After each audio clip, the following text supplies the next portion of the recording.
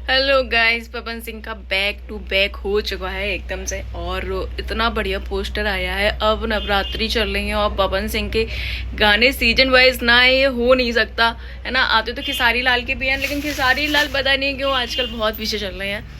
और सबसे बड़ी बात क्या है, पवन सिंह का गाना आया है चुनरिया लहराए माई की।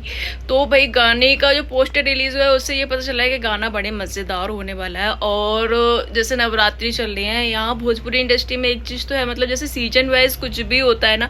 जैसे नवरात्रि चल रही है, शिवरात्रि आ रही है, सावन का महीना आ रहा है, तो जैसे डिवोटीज के दिन आते हैं ना वैसे ही गाने आते हैं, ये तो सच है। और पवन सिंह का जो बैक हुआ है, बैक टू बैक हुआ है, और जब से राइज एंड फॉल में से आए हैं तब से उनका ये पहला गाना है। तो भाई गाना बड़ा मजेदार होने वाला है। अभी कल गाना आएगा, मे बी कल या परसों आएगा।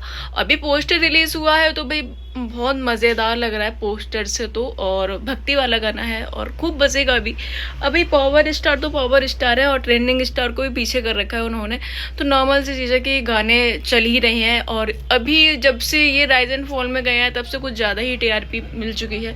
और तो मतलब अब देखते हैं इस गाने पे कितने व्यूज़ आते हैं, क्या चलता है, क्या होता है, ये सब पता चलेगा। अभी खैर इतना ही रखते हैं आज की वीडियो में। मिलते हैं नेक्स्ट वीडियो में। Bye bye.